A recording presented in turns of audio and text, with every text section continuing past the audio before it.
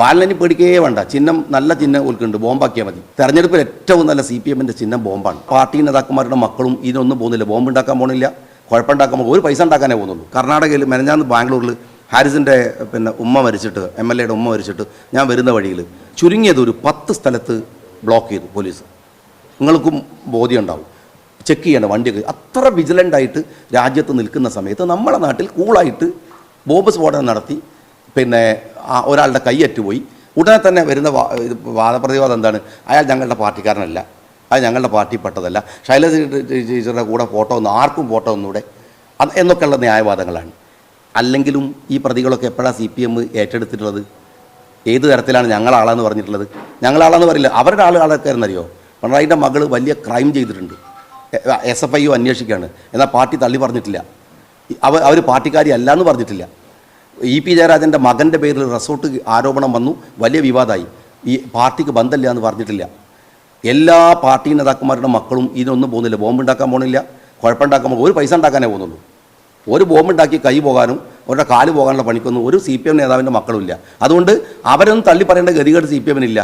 ഗതികേട് എന്ന് പറഞ്ഞാൽ അഴിമതി കേസ് തള്ളി പറയില്ല, പക്ഷേ ഈ കേസിലൊക്കെ തള്ളി പറയും. കാരണം എന്താ അറിയുക, കൈ പോയവൻ എന്തിനാ ഈ പാർട്ടിക്ക്? 2 കൈ പോയി.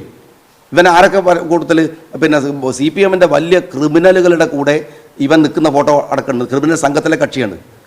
ഒരു സ്ഥാനാർത്ഥി, ഒരു ജനാധിപത്യ പ്രക്രിയയിൽ ഒരു ഗവൺമെൻറ്, ഇപ്പോൾ AK ബാലൻ പറഞ്ഞൊരു വലിയ പരാതി എന്താണ്?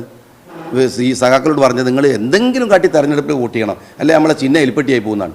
ബാലനി പേടിക്കേ വേണ്ട, ചിഹ്നം നല്ല ചിഹ്നം ഓൽക്കുണ്ട്, ബോംബാക്കിയാൽ മതി. തെരഞ്ഞെടുപ്പിൽ ഏറ്റവും നല്ല CPM-ന്റെ ചിഹ്നം ബോംബാണ്. അത് ആക്കി കൊടുത്താൽ പിന്നെ ആ ടെൻഷൻ വെക്കേണ്ട, പിന്നെ വേറെ പ്രശ്നമില്ലല്ലോ.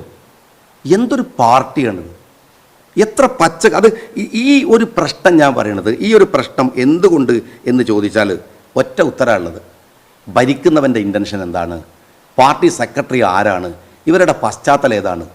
ഇതൊക്കെ ഭീകരമായ വെട്ട്, കുത്ത്, ചവിട്ട്, ബോംബ്, അഴിമതി ഇതന്നെയാണ്.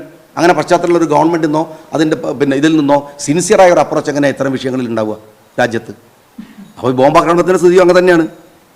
എന്നിട്ട് ബാക്കിയുള്ള പച്ച നുണ പറഞ്ഞ് ഓരോ സെൻറ്റിമെൻസുകൾ വരുന്ന അതാത് കാലങ്ങളിൽ വരുന്ന സെൻറ്റിമെൻസുകൾ വന്ന് ഓരോ കമ്മ്യൂണിറ്റിനെ അപ്രോച്ച് ചെയ്ത് രാഷ്ട്രീയം കളിക്കാൻ ശ്രമിക്കുന്നു എന്നല്ലാതെ ഏത് തരത്തിലുള്ള അടിസ്ഥാന താല്പര്യമാണ് ഈ ക്രിമിനൽ അന്തരീക്ഷത്തിൽ നിന്ന് നാടിനെ രക്ഷിച്ചെടുക്കാൻ CPM-നുള്ളത്?